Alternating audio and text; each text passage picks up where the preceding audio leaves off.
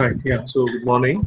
Right, so welcome to another online tutorial on principles of communication system.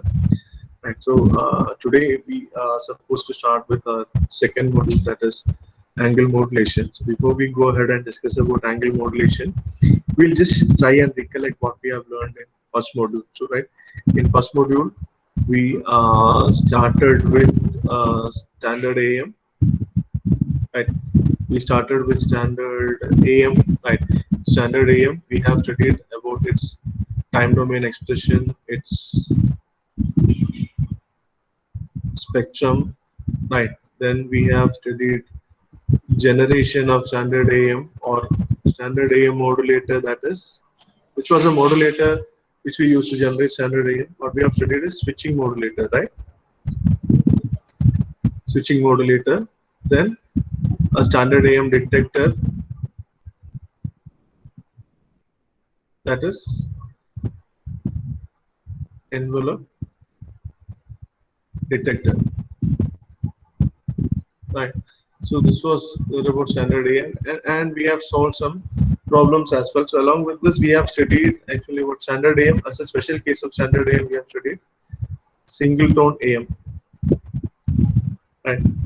Single tone AM, and along with all these things, we have seen some simulations in multisim, simulations in GeoGebra, and simulations in MATLAB, right, to visualize the spectrum, to know the working of modulator and demodulator, and also to visualize the aspects of phase reversal and all those things. What is amplitude sensitivity K, right? So that is about standard AM.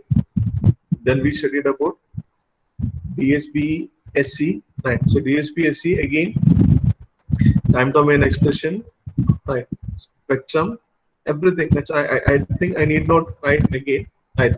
And what was the practical method of generating a DSB SC waveform? That was actually what a ring modulator, right? Then we have studied about coherent detector, and in general about a co-stress receiver,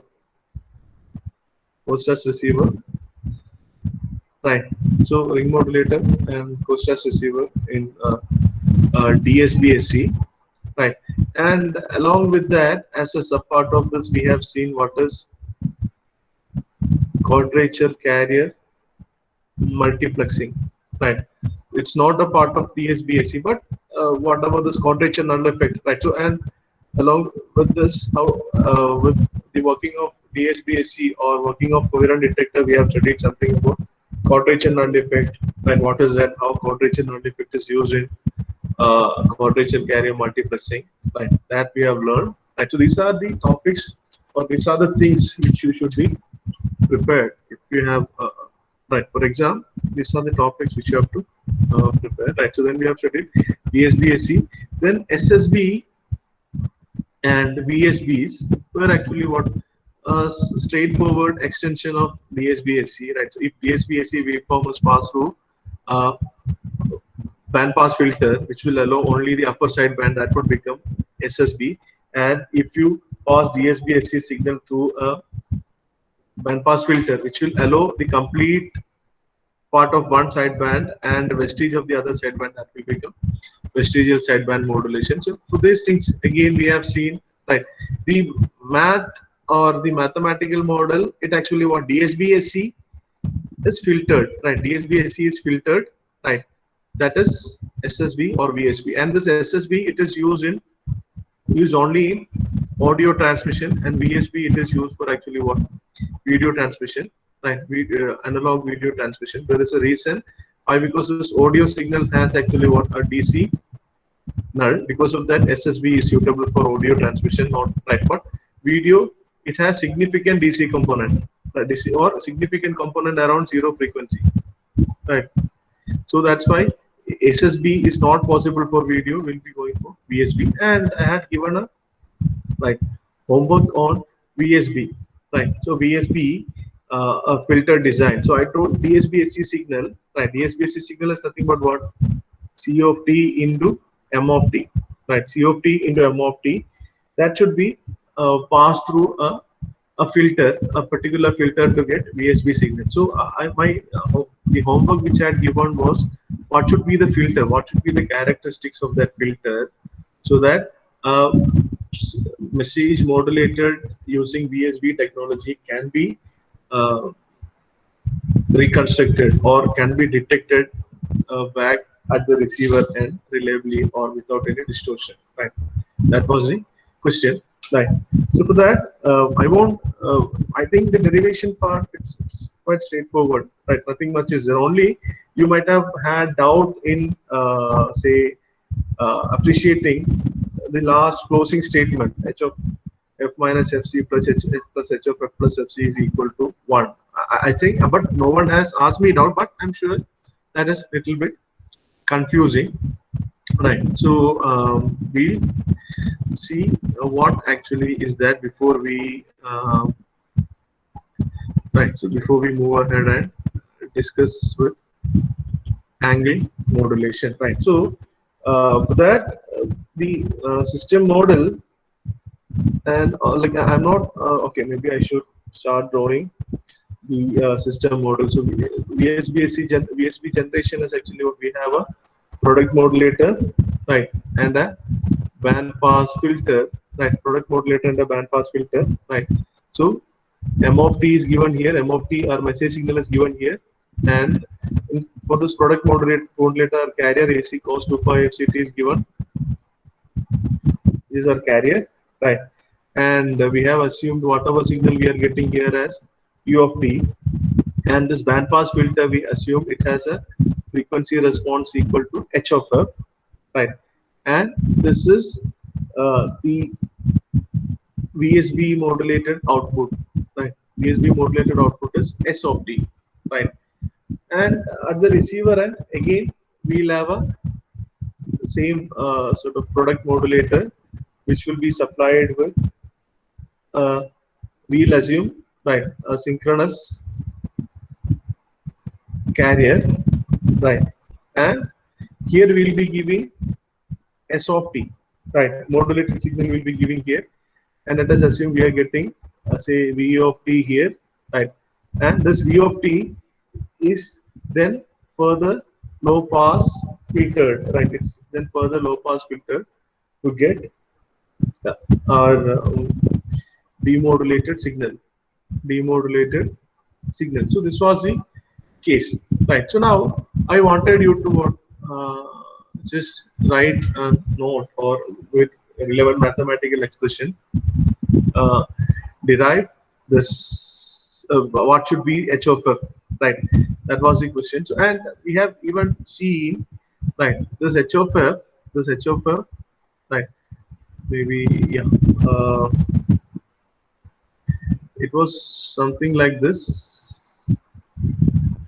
right. H of f was something like this, and I'll just put it down here. So it is fc plus w, and this is fc plus fp, and at this point it would be fc, and it dies out at fc minus fp. And if you remember whatever like magnitude it has during this pass band, which in that it was 1, and at fc it was equal to, I don't know whether you have noticed it, equal to 0.5, right. So this is the filter h of f, right. So how this, and it is only positive frequency which is shown in your textbook, right. It will have a symmetric negative frequency part as well, right. It will have a symmetric negative frequency part as well. So if I draw it, right, I'm not drawing it exactly to the scale, right. It will have a symmetric negative frequency part as well. So this is actually what h of f or mode of h of f, right. So now at the end, right, so after you derive everything, right, so you're getting a condition, right, you're getting a condition h of f minus fc plus, what was that? Can anyone help me out? H of f minus fc plus h of f plus fc, it is equal to say 2 times h of fc. So in this, what actually is this 2 times h of fc? H of f, what is h of fc? H of fc is nothing but the magnitude or value of this h of f at f equal to fc. So what is that here now, right? So you can see at f equal to fc, right? It's, there is a roll off here, there is a roll off here, right? So from maximum, from the gain equal to 1, it is actually what, rolling off to 0, and it's actually, it reaches 0 at fc minus fp, but fp we can call actually what, vestigial frequency or whatever, right? But sorry, at f equal to h of f at f equal to fc, that is equal to 0.5, right? H of f at f equal to fc, that is equal to 0.5. So this 2 times h of fc, it will be equal to what, 1, right? Which, or else it can be any constant. Here everything is shown in a normalized way, right? So that should be equal to 1. It should be equal to 1 from, say okay, minus w less than or equal to f less than or equal to w. From minus w to plus w, it should be equal to 1. So what actually is this minus w to plus w? If you remember, if our message signal, right, if our message signal is something like this, it spans from minus w to plus w, right? If it's something, it spans from minus w to plus w. So this what, right? This is what multiplies our what, demodulated message part at the end. If you, I'm not writing the entire mathematical expression again, right? All of you have done it, so I remember, I at least believe you remember these things. Do you remember these things? Should I like do this entire derivation again? If you want, I can do another video on it, right? Only VSB, this HFF derivation part and applications. I can do a video, and why many people are leaving in between? Like, is it because of network issues? In case you are going out of the meeting, right, try to join back as soon as possible. Right, try to join back as soon as possible. Right. Yeah. So this is our M of F. Right. M of F. The message is from here to here. So in fact, our this, if this is say V0 of t, if you call it V0 of t, its spectrum will be V0 of f, right? So that V0 of f, so V of t is passed through a low pass filter, right? V of t is passed through a low pass filter, or this U of t is passed through a band pass filter, right? So there, in time domain, it will be equal to what, U of t convolution with h of t, but in frequency domain, actually what, you can multiply them. That is why in frequency domain we are straight away multiplying. Right, so that's why this entire derivation was dealt in frequency domain, so that you can straight away multiply the spectrum of signal with spectrum of, or the frequency response of the LTI system, right? So that is why. So, and finally, if you see this V0 of f, finally the V0 of f, what you got was, say, some constant, like I don't like some constant k. I am not writing that, times maybe it is something like M of f into h of f minus fc plus h of f plus fc, right? So this, so there is a constant, and M of f, this is what is required for us, right? This is our message signal, demodulated signal, right? This is our demodulated signal. So that is what, this is our message signal, that is what is required for us, right?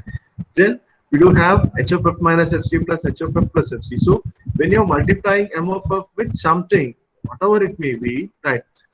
If it is not a constant, right? If it is not a constant over the frequencies where M of f is defined, what will happen? If it is not a constant, if h of f minus fc plus h of f plus fc, if it is not a constant, right? What will happen? The shape of the spectrum will change. Yes or no? Right.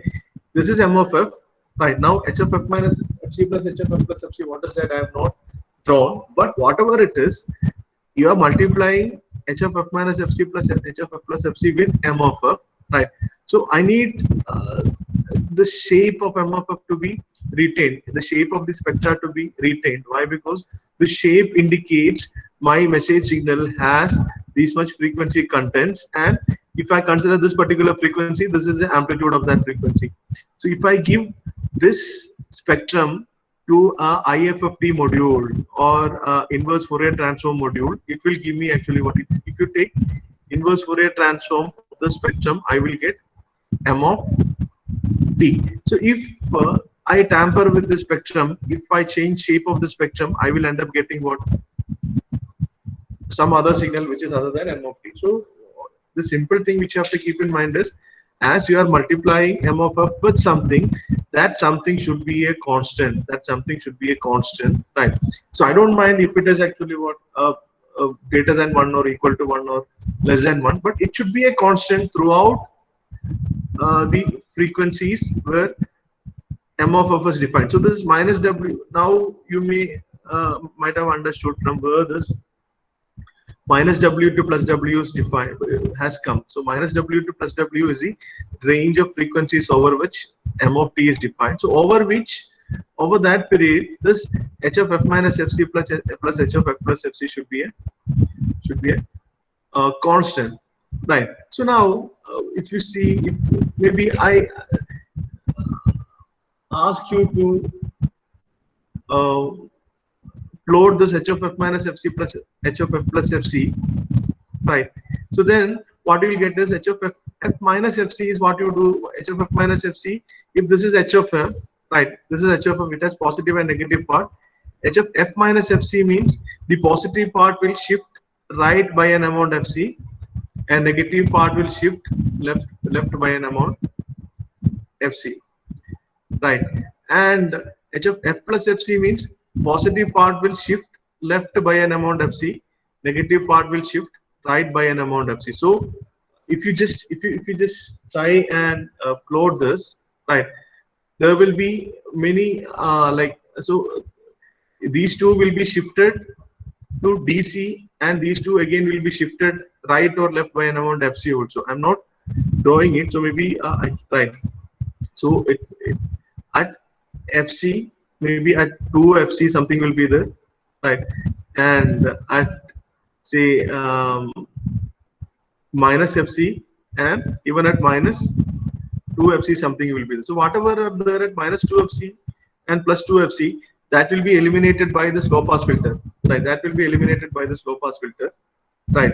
And even whatever is there at plus FC and minus FC also will be eliminated by the low pass filter. But whatever is there around this DC, right? Whatever is there around DC, that is actually what H of F minus this H of F minus FC plus H of F plus FC, right? Whatever is there around this DC, it will be one second, please.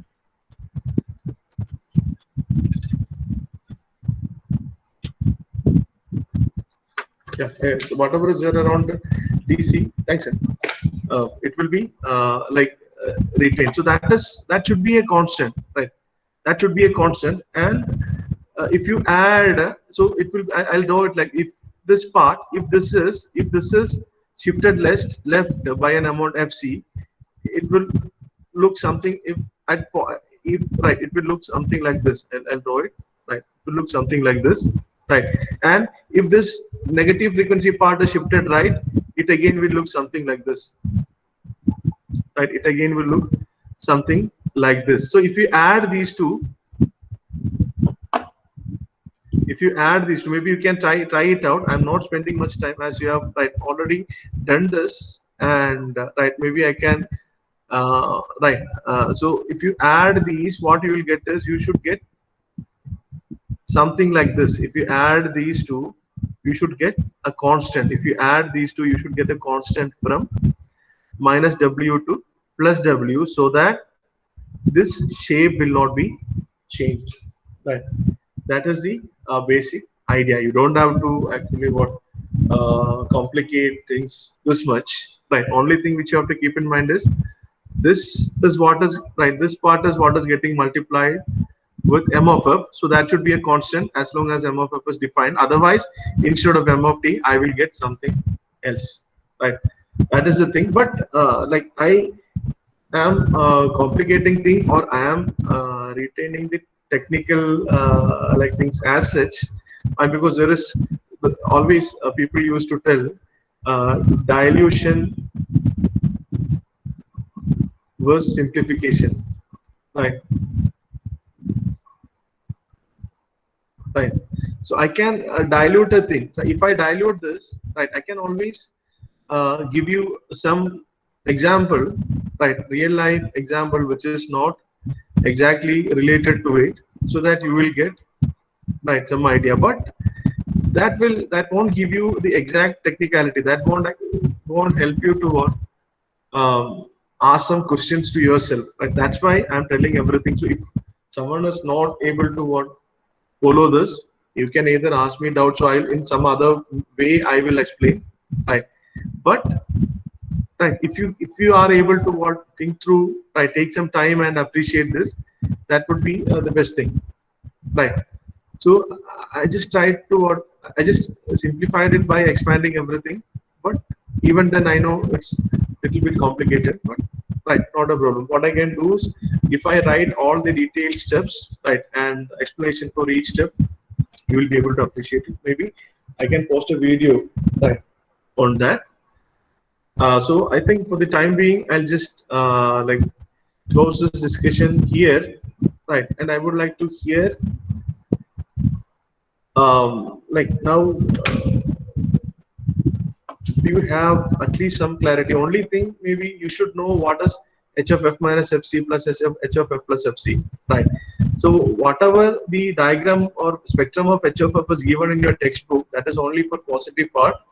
So I would recommend you to what write a symmetrical part or negative part. Then try to draw h of f minus fc plus h of f plus fc. Right, try to draw that. Right, then you will be able to appreciate it. Right, try to draw h of f minus fc plus h of f plus fc, and just try to see what is h of what is that from minus w to w according to the spectrum of h of f that is shown in your textbook, right? If you add if that from minus w to plus w, the magnitude of h of f minus f plus h of f plus f will be a constant, and that will be equal to 1, right? Maybe a similar thing have you encountered anywhere? Maybe just let me just think through. In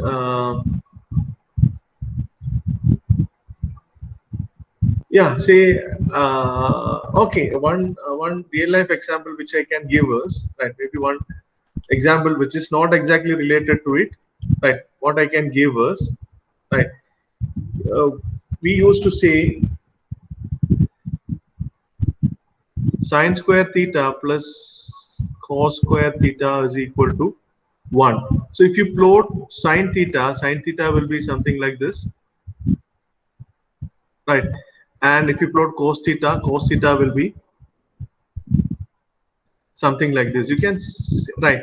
So when you take square of it, whatever are there in the negative part, it will go to positive, and magnitude will be square, right?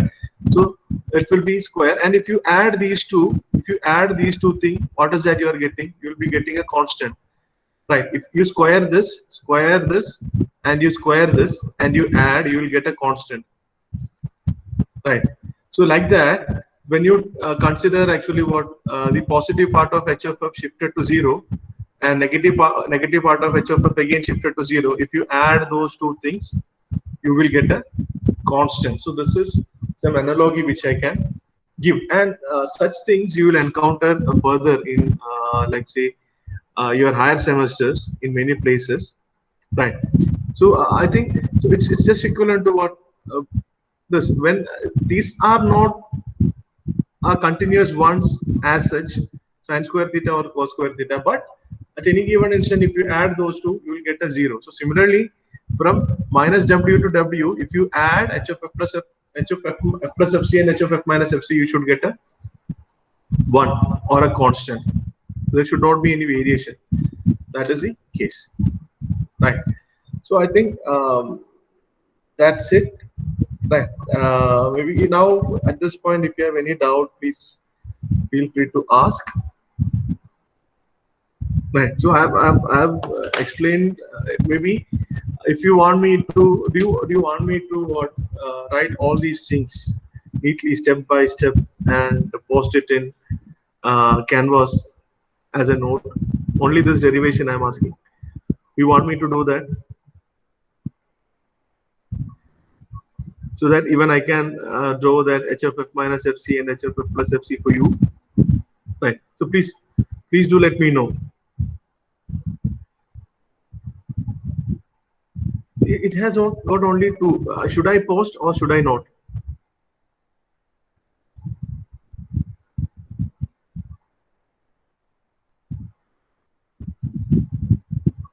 Hmm? Yeah. Okay. Maybe I'll ask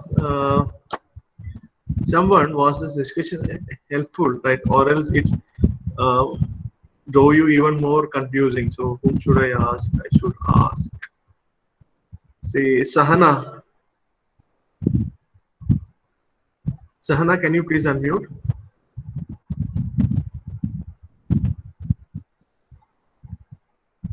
Yes, Sahana. Sahana PH. There are two Sahanas. Right. Sahana PH. I would request Sahana PH to. Yeah. Can you please unmute Sahana?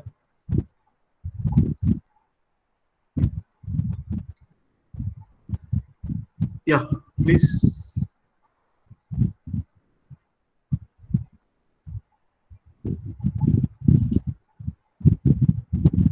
Mic is not working. Oh my God. Right. So then I should ask. See.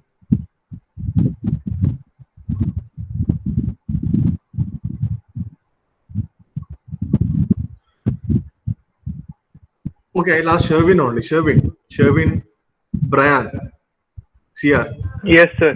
Yes, sir. Even your mic has some problem, Sherwin. Again, I can see you are unmuted, but I can't hear anything. That's Oral Shifani. Shifani, can you please unmute? Yes, sir.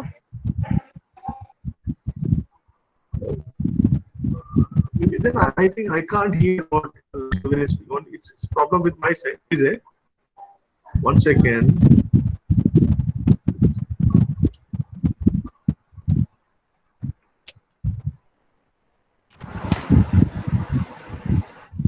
Yeah, now you speak. Am I audible now? Yes, sir. Sir, hello.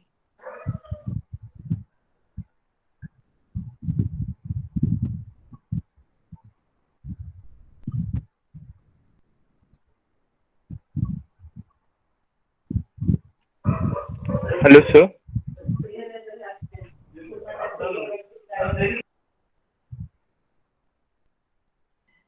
Hello, hello, mic testing.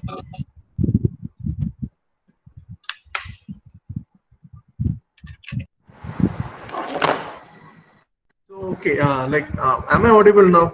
So maybe there is some issue with my audio connection input, right? So maybe we will sort it out later. Maybe we should not spend time on that now, right? Am I audible now? So this time, you people are same, right? Or it's all are playing a game on me, right? All are telling he's speaking, I'm not able to hear, right? So I'll sort it out, right? So maybe for the time being, right? So yeah, I don't know, simply, I was kidding, right?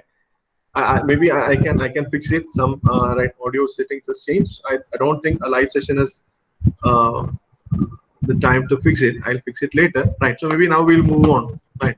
All of you can use chat window if you have to. I can't hear you, Sherwin. Sorry, right? Yeah. So maybe now we'll move on to this angle modulation. So before we move on to angle modulation, right? I would like to share right something. So I told you I have to what share some of my experience related to what putting effort from how our side, how important it is, right? So how, like, maybe for instance, there is a problematic subject, you are reading it through, you are not practicing it, right? You yourself might have experienced how difficult it is to what reproduce anything during exam, right?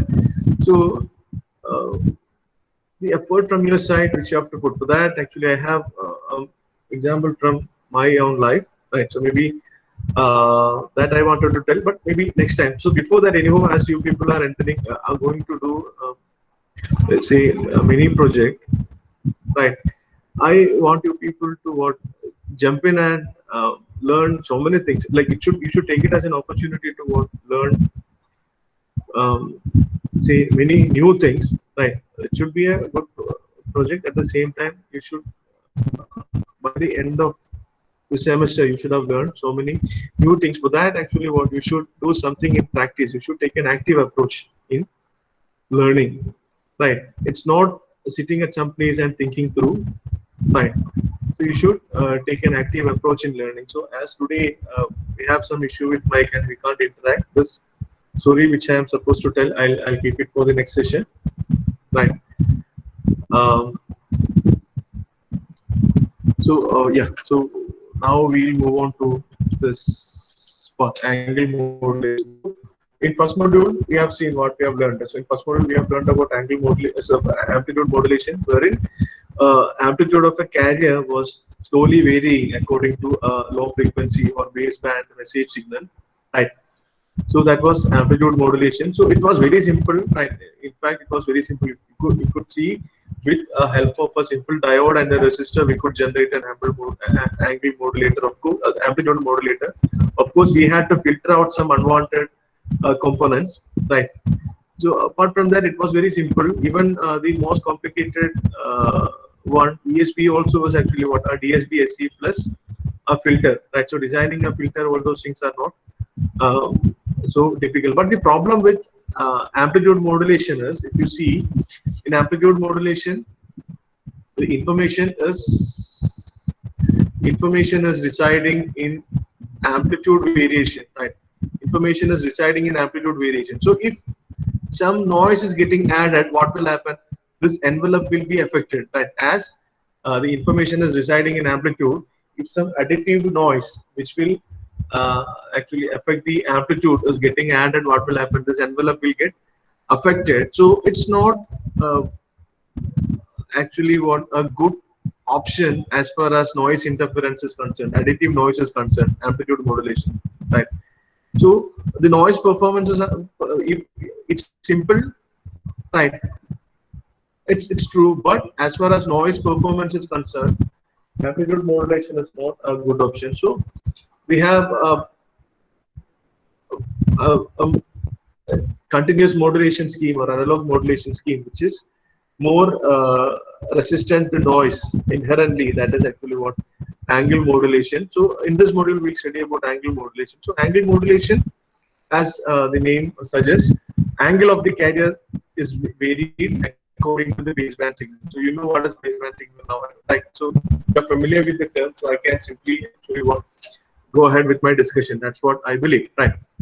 So in this, angle of the carrier is varied. So if you consider a carrier, so it will be AC cos, say I'll write theta, whatever is there inside this bracket, or whatever is the argument of this cosine, I'm writing it as theta. So this is the angle, right? So this angle is varied according to the message. So this theta should be what manipulated by this m of t. So we'll see the detailed math of how it can be done and all, if possible, in today's session only, right? The basics, right? So that is angle modulation. So and in angle modulation, only theta will change. So this argument will change, right?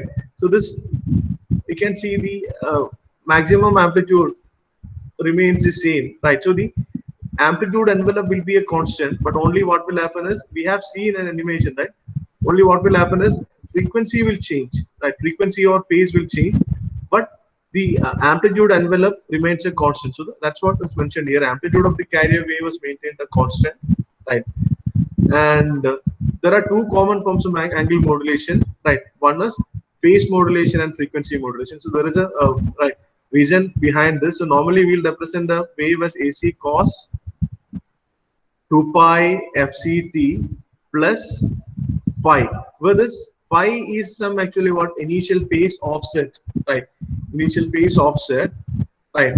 So and this fc is the frequency, and this part is time dependent, right? This part is time dependent, and where this 2 pi fc is called actually what omega, or radiant frequency, or angular velocity, right? 2 pi f, and t is time. So we can either actually what change this term, right? This term, if we are changing, it means actually what we are changing the frequency, or else we can change this term. That will be actually what phase. So either we can have m of t to manipulate this first term, right, or this fc part, right? So that is called frequency modulation, or we can have this m of t to manipulate this second part, phase. That is called actually what, phase modulation, right? So and as this phase envelope, magnitude envelope or amplitude envelope is a constant, only the information is residing within actually what the phase variation or angle variation, either frequency or phase variation, right?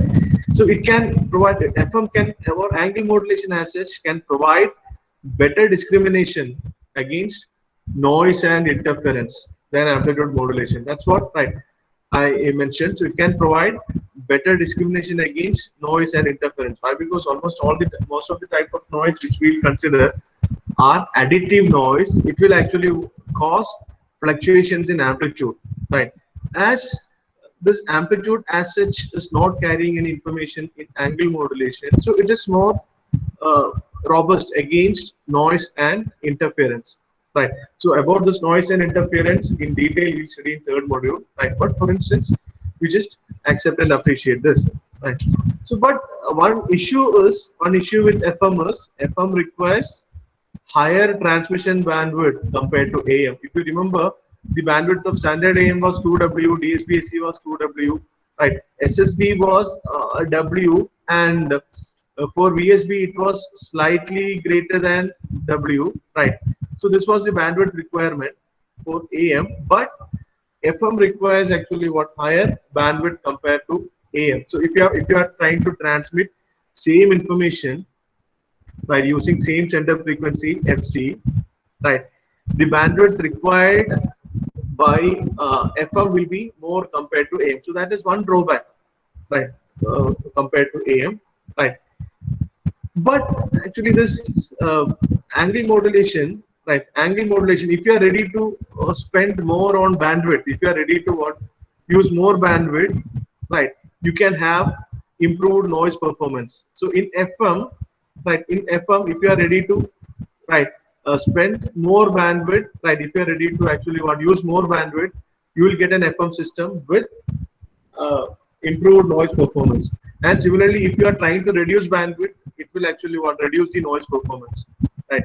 So, but in AM, we don't have that option. Even if we are, instead of 2W, we are assuming, okay, if 2W is actually what, the minimum requirement, and even if you want increase the bandwidth, one cases you can't increase the bandwidth. Why? Because this 2W, it is the twice the maximum frequency content of message. So you can't increase the bandwidth. Even if you increase the bandwidth just like that, it won't give you any improved noise performance. So this AM doesn't have this, but FM can actually what, FM gives us an option to, a practical option to uh, have better or improved noise performance on, if you are ready to spend more bandwidth, right?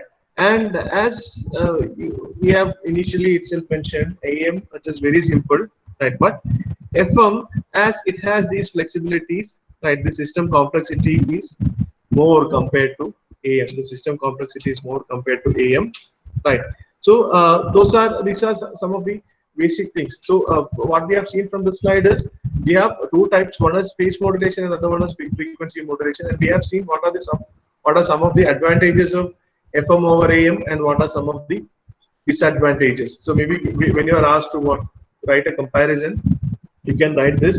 But after third module, you'll get more quantitative actually what comparison aspects, right? So we'll compare in terms of like quantitatively in terms of error performance. This is just qualitative comparison.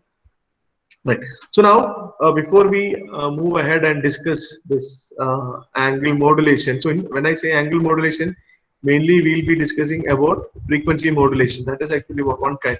Phase modulation we won't discuss. We'll be discussing about frequency modulation. Right. So normally what we'll do is this, we'll represent the angle modulated signal S of t as actually what AC cos theta I of t. Where theta I of t, it is the angle of the modulated signal. So this is the modulated signal. When I say it is modulated signal, where AC is the carrier amplitude and theta I of t is the instantaneous angle of the modulated signal. So it is either FM or PM modulated signal, right? It is the angle. So now, if I have this, right, so AC cos theta I t, or so the average frequency over an interval from t plus delta t. So if you consider, say, any signal, right? So some a signal is like this. So you are considering a time instance t, and you are considering another time instance t plus delta t, such that the separation is actually what, delta t, right? So the amplitude and phase of the signal is changing. So it's just an example. Amplitude and phase of the signal is changing, right?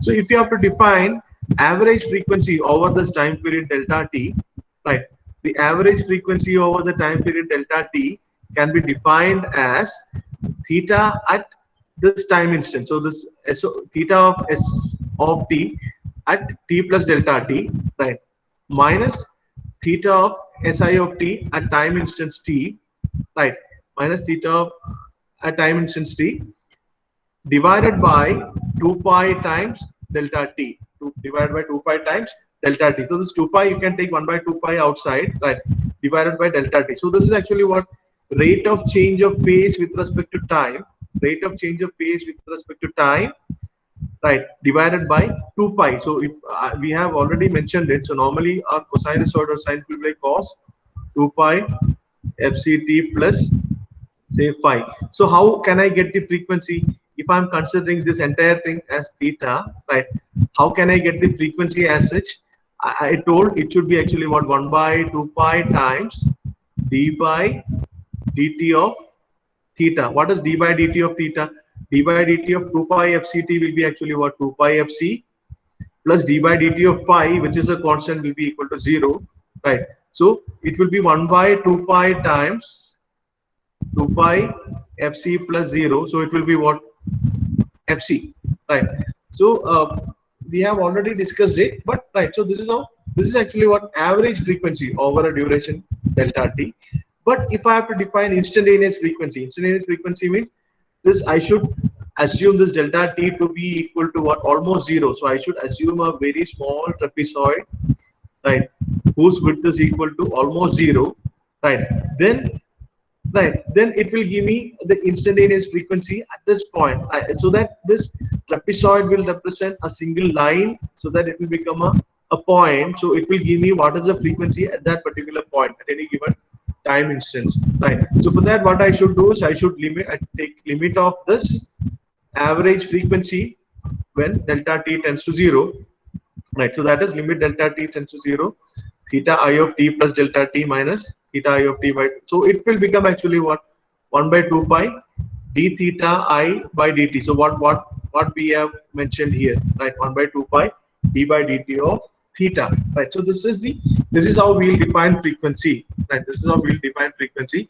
So angle is nothing but whatever is there inside this bracket. If you have a cosine or sine, right, or e power j something, the angle is actually what, argument of that, argument of cosine or argument of sine, right? That entire thing will be angled, right?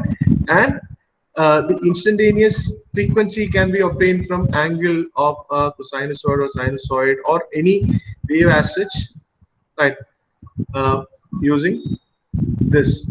But whereas if you're considering a square wave or something, right, if this is the time, t is the time period, this one by t is equal to f, you'll call it actually what, fundamental frequency. But if you take spectrum of this, you will get some other frequencies as well. We have represented a rectangular wave as actually what, weighted sum of sinusoids and all. We have already done that, right? So I'm just telling. So this is how frequency is defined. So what I want you to do is, this is how frequency, appreciate this. This is how frequency is defined: 1 by 2 pi d theta I t by dt. So what will be given, this f I t, given fi, how to find theta, how to find phase? So I can write, I write here d by dt of theta is equal to 2 pi times what, fi of t. So what will be theta? Theta will be integral, right, 2 pi fi of t dt, integral 2 pi fi of t dt, right? And either we can assume this constant of integration to be equal to 0, or else we can integrate it from, say, 0 to t, right? Both will be actually, what, if I integrate it from 0 to t, it will be a function of time. The resultant what we will be getting will be a function of time. So we'll see that in detail in next class. So this is how frequency is defined. So from frequency, if I have to get the phase, I should integrate it, and if I have to get frequency from phase, I should differentiate the phase, right? That's it, right? So maybe I'll stop today's session here. Now, right, I would like to hear some. Shabin, my audio is not clear.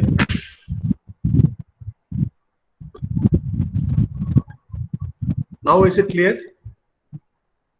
Is it? Maybe I'll sort it out. Maybe right. So okay, earlier it was not clear, right? Okay, fine. So okay, now we'll end this session today, right? End this session here, right? Now, if you have any doubt, please feel free to ask. You can type it in chat window, right? About what we have discussed, right?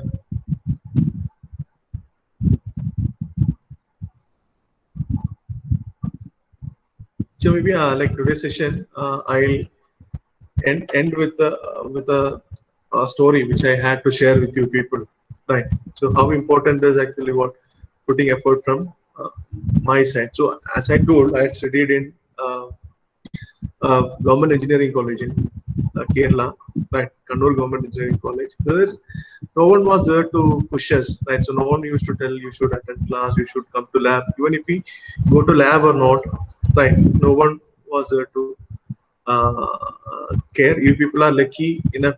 You have actually what many people who are like motivating you, that you are coming, who are coming behind you. So at that time, when I was in third year, we had a lab called electrical machines lab. Am I audible? Am I audible? Yeah, okay. Yeah. We had electrical machines lab. I don't know whether you had, right? So in that we had one experiment that is called load test, or SCOC, short circuit and open circuit test, or load test. You might have studied this in electrical engineering. I'm not sure, right? So in that, if you have entered an electrical machines lab, you can see we will have actually many quite huge apparatus, right? So there will be, it's not like our electronics lab, a small multimeter, breadboards, or like boards, DSO. It's not like that. Even an ammeter, a voltmeter, or wattmeter, all those things are itself will be of the size of a small laptop or notebook, right? So I missed that experiment while conducting, right? I was leave on that particular day. I didn't conduct that experiment on my own, but I had some very good friends who used to teach me. So they taught me. So this is what you have to do. So this is what is load test. Initially, they taught me the theory, right? This is what is load test. So initially, you should observe what is the open circuited voltage, and you should measure the what is the short circuited current. Then what you should do is you should connect an inductive load and change this. Then you have to observe this. So then using this, you can find out this maybe characteristic impedance of this transformer, blah blah blah, all those things. So I had very good friends. They taught me that. I was very happy, right? So I thought maybe I shouldn't even have actually what. Right. Okay. They have taught me very well. So, and even I know the connection diagram, everything. Right. So, and other experiments I have done, but this experiment I have not done. Right. So maybe right. So on the day of exam, I entered the exam hall. So sheets were kept. Right. I took one sheet, and in that, right, I was very happy. I got this experiment only. Right. Okay, because I'm very prepared. Like my friends have taught that very well, so that I'm very much prepared. So I took the paper, I have drawn the circuit diagram, observations, tabular column, everything I've drawn. I got it signed from my like examiner. Right, I went back to my. It's not. It's like very huge concrete benches will be there. On that we have to conduct experiments. Right. So I went back to that concrete bench. So I knew what are the components to be used. I wanted a voltmeter, ammeter, right? Then I wanted wattmeter and some connecting wires, right? So then I have written like transformers are required. Then I need a squirrel cage induction motor. All those things I have written that, right? And it's not like our electronics lab resistors and all those things giving to our hand. So the lab instructor will tell, okay, the setup is there. You can go there. Everything is there.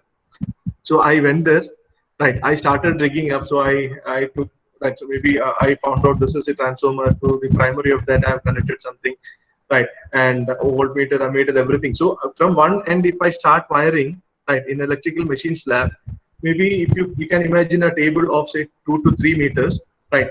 So by the time I finish the wiring at the other end, it will reach actually what maybe some 2 meter it will extend, right? So that huge were the apparatus. Right.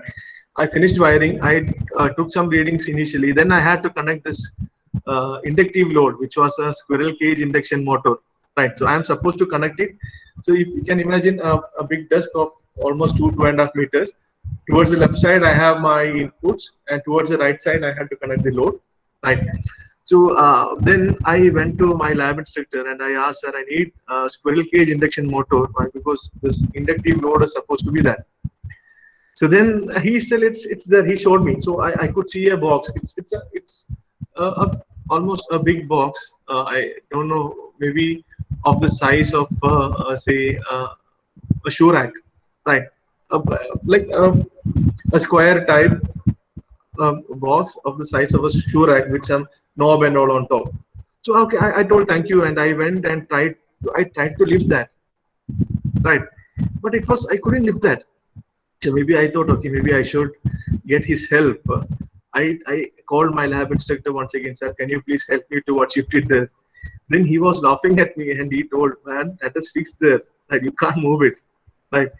Using concrete sheets fixed there. So you can't move it there. So then I was totally puzzled how I'll be able to connect that. So then what I had to do is, you can just imagine, I had to because whatever I had set on the right hand side, it had to come on the left hand side. Whatever I had set on the left hand side, it had to go to right hand side. And moving everything right in between an exam, right, that too without not taking the connections. Those things was not easy experience for me. So why it happened, I didn't practice it. Right. I didn't practice it. I was thinking, okay, chalega, it will happen, right? So if you don't practice, right? So now I can remember that as a funny incident because, right, luckily I didn't fail in that exam, right? The lab instructor was kind enough to tell me that is fixed.